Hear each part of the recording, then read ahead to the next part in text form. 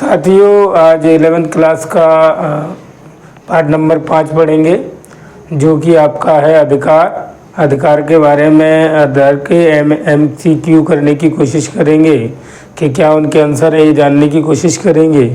तो देखते हैं पहला क्वेश्चन क्या है, उसके आंसर। तो पार्ट है अधिकार और ये क्लास 11th का पार्ट है 5वें नंबर का, जिसको अधिकार के नाम से जाना जाता है। अधिकार पहले नंबर का क्वेश्चन है, विदेशी का अधिकार नहीं रहता।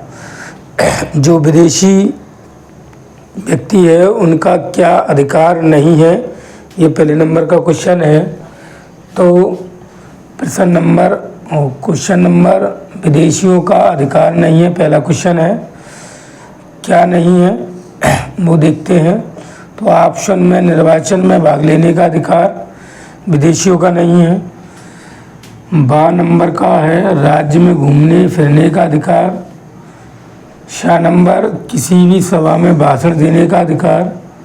दा नंबर अन्याय के विरुद्ध न्यायालय में जाने का अधिकार। तो क्या ऑप्शन है इसका? तो आ नंबर का ऑप्शन सही है कि निर्वाचन में कोई भी विदेशी भाग नहीं ले सकता। किसी भी देश के अंदर जो विदेशी होते हैं वो निर्वाचन में भाग नहीं ले सकते, चुनाव में भाग नहीं ले सकते। तो ये विदेशियों के लिए अधिकार नहीं है और नहीं हमको पूछा गया है। अगला दूसरे नंबर का क्वेश्चन है, वर्तमान समय में किस शब्द का अधिक प्रयोग हो रहा है? तो ऑप्शन आ है प्राकृतिक संकट, बा मानव अधिकार, सा योग्यता, दा मत अधिकार। तो वर्तमान समय में किस शब्द का अधिक प्रयोग हो रहा है? तो बा नंबर ऑप्शन सही है, मानव अधिकार शब्द का प्रयोग हो रहा है। क्वेश्चन नंबर तीसरा, अधिकार और कर्तव्य परस्पर हैं। आ नंबर ऑप्शन है संबंधित है, बा नंबर ऑप्शन है विपरीत है, सा नंबर ऑप्शन है विरोधी है, दा नंबर ऑप्शन है समान है। तो आ नंबर ऑप्शन राइट है कि अधिकार और कर्तव्य एक दूसरे के परस्पर संबंधी है। तो आ नंबर ऑप्शन सही है। चौथे नंबर का क्वेश्चन है, बुनियादी अधिकार है। आ नंबर का ऑप्शन है जीने का अधिकार, बा नंबर का ऑप्शन है मताधिकार, शा नंबर का ऑप्शन है शिक्षा का अधिकार, दा नंबर का ऑप्शन है उपरोक्त सभी। तो बुनियादी जो अधिकार है वो आ नंबर का ऑप्शन सही माना जाएगा। जीने का अधिकार हमारा बुनियादी अधिकार है। 5वें नंबर का प्रश्न है, अधिकार का प्रकार है। ऑप्शन आ राजनीतिक अधिकार, ऑप्शन बा नागरिक अधिकार, ऑप्शन सा आर्थिक अधिकार, ऑप्शन दा उपरोक्त सभी। तो अधिकार का प्रकार राजनीतिक प्रकार भी है, आर्थिक प्रकार भी है, नागरिक प्रकार भी है। तो ऑप्शन दा राइट माना जाएगा, उपरोक्त सभी ऑप्शन सही है इस ओटी में।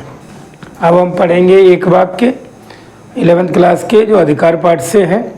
देखते हैं कि एक वाक्य कौन कौन से हैं, क्वेश्चन देखते हैं उनके। अधिकार पाठ से हम एक वाक्य पढ़ेंगे। अभी हमने MCQ पढ़े थे, अब एक वाक्य पढ़ेंगे क्लास 11 पार्ट 5 के। और पहले नंबर का क्वेश्चन है आपका, राष्ट्रीय मानव अधिकार आयोग का गठन किस अधिनियम के तहत हुआ? जो भारत का राष्ट्रीय मानव अधिकार आयोग है, उसका गठन किस अधिनियम के तहत हुआ, किस कानून के तहत हुआ? तो आंसर है 52वें संविधान संशोधन विधेयक 1985 के तहत राष्ट्रीय मानव अधिकार आयोग का गठन हुआ। 52वें संविधान संशोधन विधेयक 1985 के तहत राष्ट्रीय मानव अधिकार आयोग का गठन हुआ। दूसरे नंबर का क्वेश्चन है, मानव अधिकारों का सार्वभौमिक घोषणा पत्र कब लागू हुआ? तो मानव अधिकारों का घोषणा पत्र कब लागू हुआ, ये क्वेश्चन है हमारे पास। तो उसका आंसर है मानव अधिकारों का सार्वभौमिक घोषणा पत्र कब लागू हुआ, 10 दिसंबर 1948 को मानव अधिकारों का सार्वभौमिक घोषणा पत्र लागू हुआ, 10 दिसंबर 1948 को। तीसरे नंबर का क्वेश्चन है मानव अधिकार दिवस प्रतिवर्ष कब मनाया जाता है। 10 दिसंबर 1948 से मानव अधिकार दिवस प्रतिवर्ष मनाया जाता है। कब मनाया जाता है, तो आंसर है 10 दिसंबर को मानव अधिकार दिवस मनाया जाता है। अगला क्वेश्चन है आपके पास, आजीविका का अधिकार किसके लिए जरूरी है, तो आंसर है सम्मानजनक जीवन जीने के लिए आजीविका का अधिकार जरूरी है। क्वेश्चन नंबर 5 है, भारत के राष्ट्रीय मानव अधिकार आयोग के प्रथम अध्यक्ष कौन थे, तो आंसर है श्री जी.एस. आनंद। तो ये जी.एस. आनंद पहले अध्यक्ष थे मानव अधिकार आयोग के, जी.एस. आनंद।